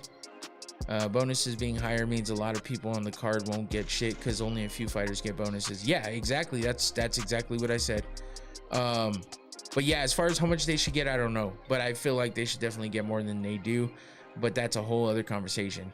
But yeah, Acosta, you know, he can get caught in the outside. He's got to kind of keep it in tight and be able to, you know, kind of control the pace of the fight for him. So if he gets hit early against Derek Lewis, it's going to be tough, and he's not going to be able to withstand it, I don't think, because Derek Lewis definitely has devastating power. He's a vet. He's been in the game for a long time, but you know, he does have his own downfalls, but his big time or his big man, I completely lost what I was saying. The big power and accuracy that he has with his heavy strikes is going to be something that if he's able to get a hold of Cortez Acosta early, it's going to be over for him. So free Popeyes or Jack in the Box for a whole year instead of more bonus money. No, man. I did watch some of the press conference. I got a little bored with it, so I bounced before the end. But oh, you didn't watch it yet. Okay, yeah, I won't say much, but I think I said some stuff earlier, but I don't think you were on yet. Most of them lose money with training, nutrition, recovery straight out of their pockets. Yeah, I mean, they got to pay their agents and their managers and their trainers and training partners. And yeah, so no matter how much, even though it seems like a lot of money they get, a big percentage gets taken out early. And depending on where they fight, the taxes there too, like in New York, is bad. So they should definitely be getting paid more, but the taxes thing, that's difficult because the more you get paid, the more you get taxed. So that's kind of how that goes. So that's what makes it tough.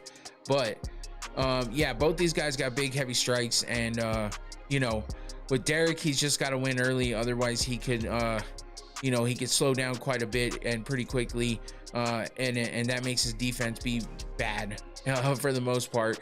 He doesn't have the best takedown defense, and his cardio is usually on the downswing if he swings for the fences early, or if his opponent is putting a lot of pressure on him. So yeah, it's tough, and but maybe with him being in a little bit better shape this seemingly in this fight, he'll give Waldo Cortez Acosta a better matchup. And Acosta's been on a streak lately, saving fight cards left and right, and just doing big things. So it should be an exciting fight, and I'm looking forward to it for sure. Derek needs to cut weight. I don't know, man. He's looking pretty good these days, so we'll see. But he's pretty inconsistent with all that, so you never know. Dana should start put the proceeds towards bonuses. Shit. All right, let's move on to our co-main event. Yeah, I don't know. Being that big, I don't know if he can get more nimble, honestly. And he's a bit older, so I'm not sure he's going to get much better than in the shape he's in right now. So if that doesn't do any good for him, it might be over soon. But, you know, we've seen him very down low on his performances, and then we've seen him real high. So, you know, it's a toss-up. We'll see what happens. We got co-main event because the initial co-main event fell out due to the injury to Kayla Harrison. So Sean O'Malley makes his way back into a co-main event after being pushed down on the card, and having been the third fight before the end. But yeah, Suga is looking to get back into contention, and I mean, I don't think he's really fallen out completely, but you know, with his losses and stuff, he's definitely looking to get a big win over Song Yadong and make his way back up to fighting for that title. Tyler Betts is calling Sugar Show Season 2, which could be a definite possibility. That goofy bastard might win. Yeah, I mean, he seems pretty hungry. We'll see how he changes from his last fight. He's 18-3 overall, 10-3 in the UFC. 11-1 by KO TKO, 2-1 by sub, and 5-1 by decision. He's on a 2-fight losing streak because he lost twice to Merab, where he lost his title and then lost his fight to, or his rematch to regain the title. So, you know, we'll see how he bounces back. It just doesn't seem like he was as locked in as before. We haven't seen the one punch KO or the KO of power of O'Malley in a while. It's been a minute, and I feel like that's what's been missing from his game, and I feel like that's what he needs to hone back into, take some chances, and you know, but it must be nice to get away from a machine like Merab, where you have to worry about your cardio, the takedowns, and all that shit. I don't know if he still has that power, to be honest with you. He showed it a little bit against Eljo where he caught him, but that was kind of like he just caught him, you know what I mean? But he beat Piotr Jan in the past, who is the champion now, so that would be interesting if he makes his way back up to you know, rematch him, because he's got a win over him. But yeah, ever since like the Piotr Jan decision, he's only had the one TKO to Eljo, which, you know, he won the belt with that, and then he beat Cheeto by unanimous decision, but then lost twice to Merab, both by unanimous decision and then by submission. So, you know, he's got that good boxing, he's got good you know, he's got good range, good pressure and durability, but you know, it's just one of those. He's limited with the wrestling and grappling, and we've seen him get submitted as well. So, you know, he's creative with the striking. We see him, you know, taking crazy angles, slipping punches here and there. Back in the day, he's got good range management, you know, because he is a lengthy type fighter, and he can put out some high output. But his, you know, can he be accurate? Can he catch up to his opponent is the, you know, the question. And how confident is he going to be coming into this after those 2 losses in a row? So, you know, Song Yadong, similar shit. You know, he's got good boxing as well, and he's got good pressure. He's durable to a certain extent, but his weaknesses include stuff like lower volume punches than Sean throws for the most part, and you know, he doesn't have the dynamic striking that Sean O'Malley has shown in the past. So Sean's got to keep that fight, you know, kind of long and counter, you know, try to find those good counters and keep that pace up there, because that's just how he's won in the past. So yeah, I mean, and I think Song Yadong needs to just stay away from that outside game and get in close on O'Malley and just make it a, you know, a tough and rugged fight and really wear O'Malley down, because if he lets him get in a rhythm, that's when it's a problem, and O'Malley starts feeling himself, and that's when he gets into those, kind of dynamic strikes. He starts taking chances, and he really starts with the head movement and the footwork if he really gets in that rhythm. So Song has to press in close and kind of just put some good pressure on him and overwhelm Sean and take away that length, and because that's where he gets his power from. He should use some Jesus, Tyler. So yeah, I mean, it should be an interesting fight. I'm interested to see how Sugar comes back and if he can, look like the Sugar of old. I think this is the time and the place to get it done. If he wants to get back to that superstar status that he was, enjoying from the past and get back to that title. Nothing like the first Paramount Plus card where a lot of eyes are going to be on here. And now that he's the co-main event, this is the perfect time for him to make a statement. But the same can be said for Song Yadong fighting a former champion like Sean O'Malley, where he could get a big finish here. If it turns out to be Sean O'Malley is the most privileged fighter in the UFC, yeah, I could see why people would think that or say that for sure. But yeah, if Song Yadong can finish Sean, it'll be great for him. If it's just a decision win and it's not a very exciting fight between the two, I don't think it's going to do much for either one of them. But regardless, a win is a win. And if, whoever gets it, not think it's facts with my receipts. What kind of inside info do you got, Juice Man? Because otherwise we're just speculating, all right? Anyway, let's get to this main event here. We are a little bit over than usual amount of time, but it's all good because I'm having a good time talking about fights again. Finally, did Sean challenge for the belt even if he wins a split decision? I don't know, man, especially after the 2 losses in a row, but he has beaten Petr Yan in the past, so that might be the reason why they would give it to him after that. But I think they might give Merab a rematch. But I mean, Sean versus Petr would be a good matchup anyway. Inside info, are you familiar with how easy he gets it versus other deserving fighters? Man, people just fucking hate on Sugar, bro. Starts round 2 in good odds to bet. They would love Yan versus O'Malley too. Yeah. All right, Juice Man. Anyway, we got our main event. We got Justin Gaethje versus Paddy Pimblett, and as much as people want to hate on this because they don't think that this should be the interim fight or whatever, it is what it is to me at this point. It's fucking gonna happen on Saturday unless something crazy happens. But apparently Armin is ready to be the backup just in case, even though they didn't officially ask him to. At least from what I understand, they didn't officially ask him to.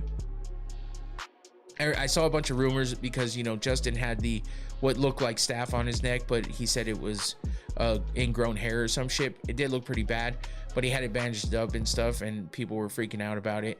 But I mean, it didn't seem like he had anything on it at the press conference and stuff, so I think he's fine. And oh shit, Tyler Betts, it's your birthday according to Juice Man. If that's true, happy birthday. But he's against you on O'Malley, that's for damn sure. But yeah, Justin Gaethje, I mean, Armin being a backup or even being ready to go, I don't know that they would even put him in there because we've oh shit, F O'Malley. Damn, Infinity, you too, huh? But yeah, I don't even think they would put Armin in anyway because it seems like Dana has, I think Dana is just pissed at him for that stuff. So it is what it is. I'm just hoping this fight goes through because I think it's going to be a pretty decent fight. We got Justin Gaethje being the older guy. It seems like he's older than he actually is. He's 37. I mean, at this point, some people think he's like 40, but he's just been in the game for a long time. He's taken a lot of damage, but he's an exciting fighter. And if he can make his way into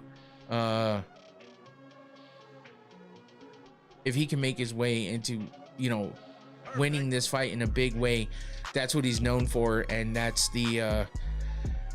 just one of the things that can get him that, make him validate himself a little bit, because that's what we know him for. And if he does that, everyone's gonna stop worrying about what the fuck they felt about him coming into this fight, and everyone's going to be high on him. So I would love to see Justin get that last chance at the title, because he's been an interim before, if I remember correctly, but he just hasn't been the undisputed champion in the past. Yeah, he won the interim against Poirier and then lost it to Max Holloway. Or he won the belt against Poirier, and no, that was an interim, right? No, that's the BMF. What am I talking about? He won the interim against Ferguson. That's what it was. Damn it, I was looking at the wrong thing. And then lost to Khabib. So that's what it is. I couldn't remember, but yeah, and he was also the BMF champion that he beat Dustin Poirier and then lost it to Max Holloway, who's the current BMF title holder. So, but Paddy Pimblett's here to try to ruin all that. And you know, he is 7-0 in the UFC. He's not completely undefeated, even though everybody seems to think so, but he's not undefeated. He's only undefeated in the UFC. He hasn't been stopped on his feet though, and that's what Justin Gaethje's good at. Look at those stats: 19-3 by KO TKO, double digits, almost in the 20s for KO TKO for the win column. He's only been stopped 3 times, even though those have been big ones, especially that Max Holloway KO. But you know, regardless, he has that many wins by KO TKO. He's never been stopped by decision. He's never been beaten by decision either. He is coming off a win to Rafael Fiziev, where he got a fight of the night bonus. He's gotten bonuses in his last 4 fights. Fight of the night bonuses and performance of the night bonuses. 1 performance of the night, 3 fight of the night. Even in the Max Holloway win or loss, he got a fight of the night bonus. I got Justin here. I really think he can pull it off. It's still a massive setup for Paddy though.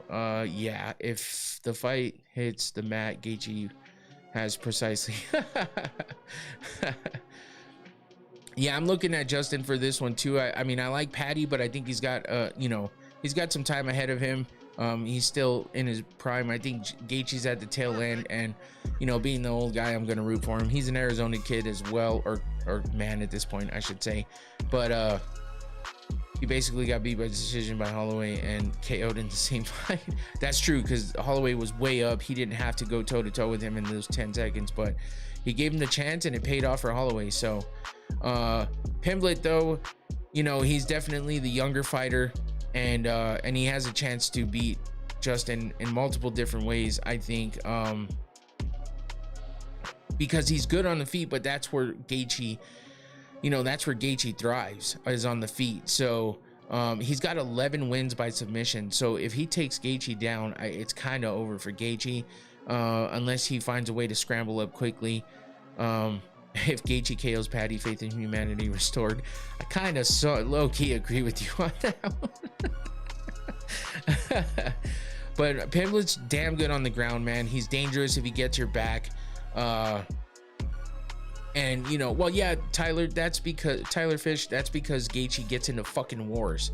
It's never a clean fight for him, man. He doesn't come out there and just knock somebody out. He comes out there and gets knocked around himself, and that's what wakes him up, and then he gets the knockout, or then he gets the finish of some sort.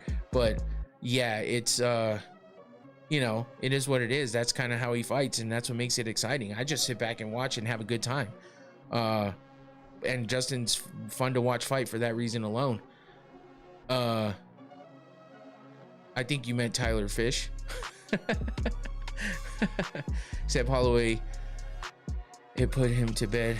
It didn't wake him up. Yeah, I know. We all know how that ended. But yeah, I mean, I just think that you know, Gaethje can't let it get to the ground.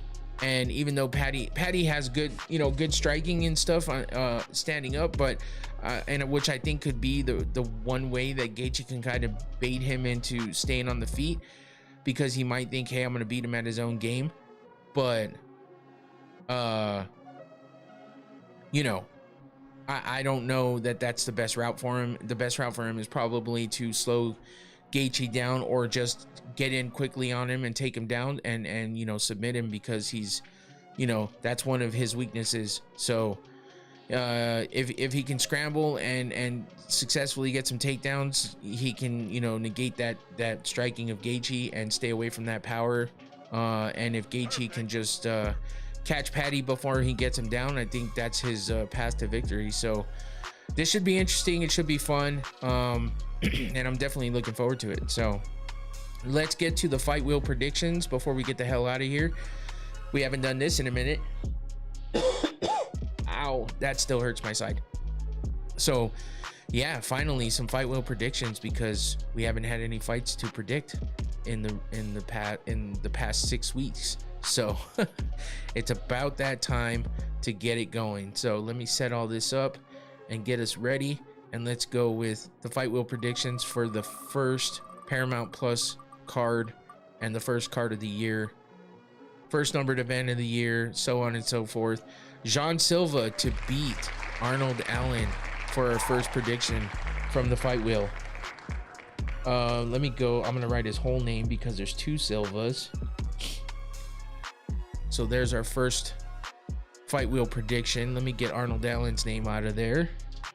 That's a close call there. So I mean, I'm not sure about that one, but I know Jean Silva definitely has potential to win that. So let's see what the wheel has for us for the second prediction. Totally random because I suck at picking fights. Sean O'Malley to beat Song Yadong and get back in that win column after 2 straight losses to Merab.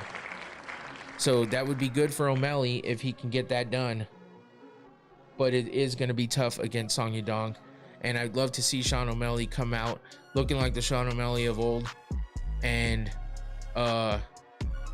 you know, get a big win with a KO. But it's going to be tough against Yadong. So Hey, no Diddy, man, no Diddy.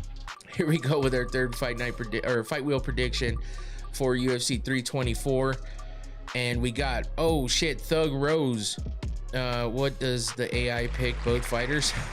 No. I delete I write down the winner and then I delete the opponent, because obviously they got to get off the wheel because their opponent is picked as the winner. So we got Rose Namajunas, Thug Rose, coming in as the winner over Natalia Silva, which would be a big win for her, and that would be a good move for her to be able to get back to that title. Natalia Silva's a tough opponent though, so yeah, that's not going to be easy, but I would love to see that happen. So far not too bad of picks. 2 more left. We got the main event. Holy shit, Justin Gaethje to beat, I meant the AI from a couple podcasts ago. Oh, I don't know, I didn't ask them. I didn't know if I wanted to keep going with the AI, so I don't have that queued up, so I'm not sure. Justin Gaethje to beat Paddy Pimblett for the interim lightweight title. That's interesting. I think there's definitely potential there, like we just talked about, for Gaethje to get that title and to beat Paddy, but it's going to be tough for him with Paddy Pimblett's ground game, so I'm not sure how that's going to go. And last but not least, the heavyweights, you should make their pie slices based on the odds. Oh, that would be tough, man. This is just like a quick and easy way to do it. I mean, I get it from your point, Tyler, because of the bets part, but oh shit, Derek Lewis to beat Waldo Cortez Acosta. That's definitely a possibility, but it's going to be a tough one for him too. So I feel like these are good picks, but they're all toss-ups regardless. So the only thing I could really do easily is to add in the odds, but the slicing up the pie, it just does that automatically. It's like just a quick and easy way to do a wheel is what I'm doing here. I've never really dove deeply into this, so yeah, I don't know if I could even do that, but I understand where you're coming from with that one, Tyler, considering you got bets in your name. But that is your fight wheel predictions for UFC 324. Jean Silva to beat Arnold Allen, Sean O'Malley to beat Song Yadong, Rose Namajunas to beat Natalia Silva, Justin Gaethje to beat Paddy Pimblett for the interim lightweight championship, and then Derek Lewis to beat Waldo Cortez Acosta. Not too bad for fight picks there. And that about does it for UFC 324 preview. And that does it for me. We went a little over on time, almost 2 hours. But you know what? I enjoyed it. And I was happy to come back on all you haters in the chat. Who knows? I mean, yeah, you could be right, honestly, but they're going to be a couple big and tough fights, and that's just the fight wheel predictions. It's random, bro. I'm not picking them. It's random. That's why I do it that way, because my picks suck, and I've tried betting and I suck at betting too.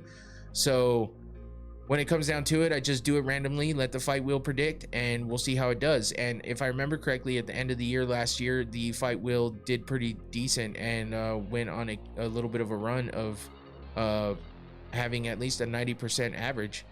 I think it was the last 3 fights. So what do you do on Saturdays before the fight?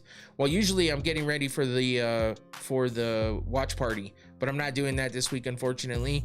Not a big deal. It's nothing bad. I'm not going to be able to do it this week, but I will be live for UFC 325, Volkanovski versus Lopez. We will have a watch party. I'll have a couple guys in here with me in the studio, and yes, he did too. This shit was hilarious. But before the fights, I'm usually making some food and eating, and then getting ready for the watch party. So that's about it. But not this week, but next week I will have a watch party going. So thanks for tuning in, guys. Please make sure you hit that like button before we get out of here. If you're not subscribed, please do that now. If you enjoyed everything, I hope you did. Thank you as well. All is good. Appreciate you guys. I'm happy that UFC is back with the numbered events and back in general. What kind of food do you make for watch parties? Oh, I don't really make the food for here. We just eat before we get on the podcast, but usually we have snacks and stuff. My daughter makes some good snacks and bread, and my wife will do like a charcuterie board and stuff like that. So we'll get little snacks in here sometimes, but we have like a full-on meal beforehand. A lot of times I'm ordering food, but otherwise if I make stuff, this week I'm making ribs. So I am smoking some ribs because my younger daughter requested that, and since I'm not doing the watch party, I can do that. So yeah, the whole family watches, man, for sure. Everybody likes it. So yeah, anyway, that's it for me. I'm out of here. Take it easy. Peace. Come back on Sunday for the recap, by the way. Enjoy the fights. Thanks for jumping in, guys. Appreciate you all. Take it easy. Peace.